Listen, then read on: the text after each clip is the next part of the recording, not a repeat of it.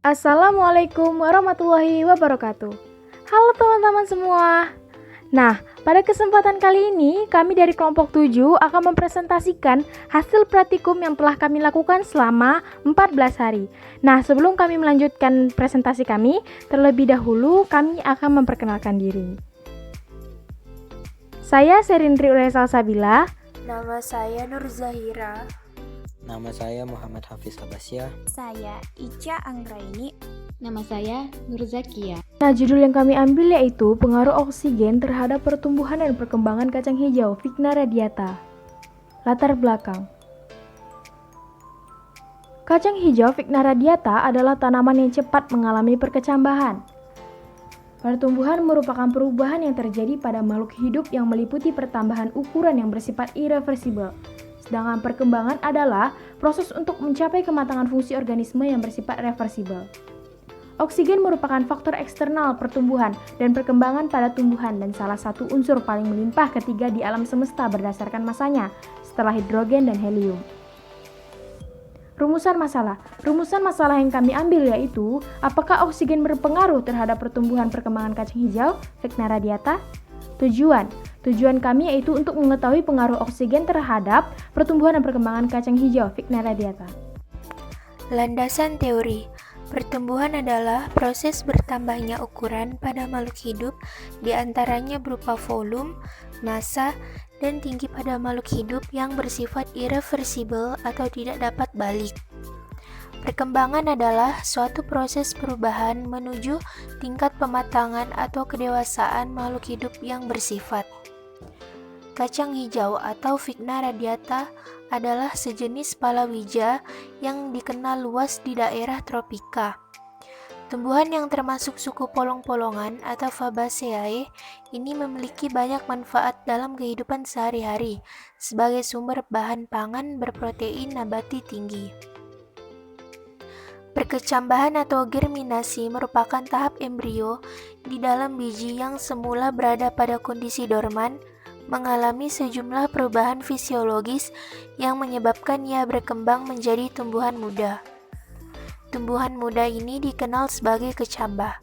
Berdasarkan letak kotiledon saat berkecambah, ada dua tipe perkecambahan, yaitu tipe perkecambahan epigel dan tipe perkecambahan hipogel. Oksigen diperlukan dalam proses respirasi aerob untuk penghasilan energi di dalam sel tumbuhan. Tanpa adanya oksigen, maka proses penghasilan energi akan terhambat. Tanpa adanya energi, sel akan mengalami kematian. Dengan demikian, tanpa adanya oksigen, tumbuhan dapat mengalami kematian. Hipotesis: oksigen berpengaruh terhadap pertumbuhan dan perkembangan kacang hijau atau Vigna radiata. Metodologi penelitian, tempat dan waktu. Penelitian ini dilakukan di tempat tinggal salah satu anggota kelompok.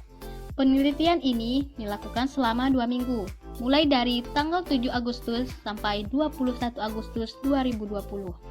Nah, berikut variabel-variabel dalam penelitian ini. Pertama, variabel bebas, yaitu oksigen. Adapun variasi variabel bebas yaitu tanah padat, tanah tidak terlalu gembur, dan tanah gembur.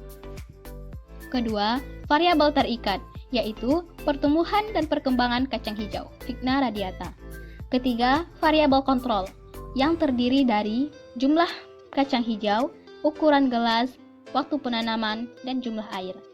Pada penelitian ini, tidak terdapat kelompok kontrol, karena semua sampel diberikan perlakuan. Berikut alat dan bahan yang digunakan dalam praktikum. Sendok, pisau, 45 biji kacang hijau, 9 gelas pop ice, tanah, dan air. Metode penelitian. Berikut adalah langkah-langkah yang dilakukan.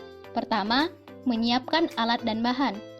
Selanjutnya, memasukkan tanah ke dalam gelas sesuai dengan perlakuan yang diberikan. Perlakuan pertama, tanah dipadatkan. Perlakuan kedua, tanah tidak terlalu gembur.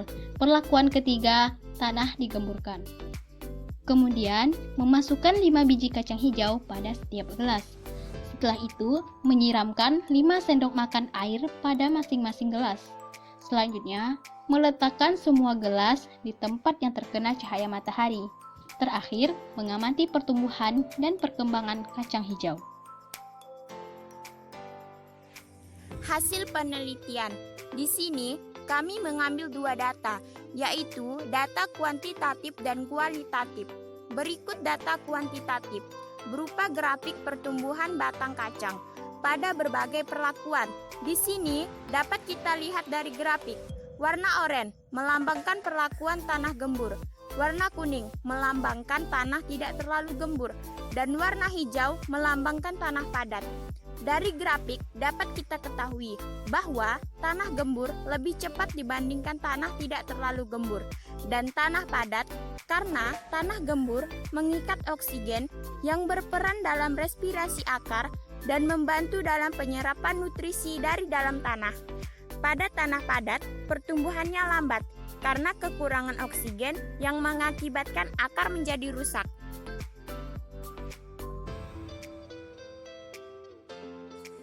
Berikut adalah tabel tinggi rata-rata kacang hijau pada setiap perlakuan dari hari kedua sampai ke hari 14.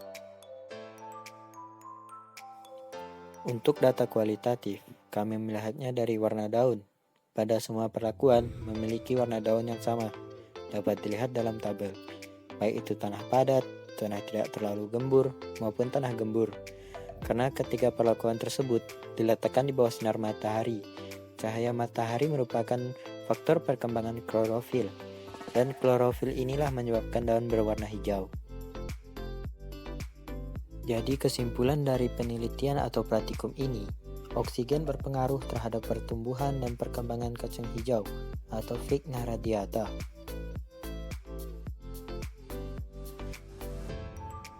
Berikut ini lampiran dokumentasi hari kedua, hari ke-8, dan hari ke-14.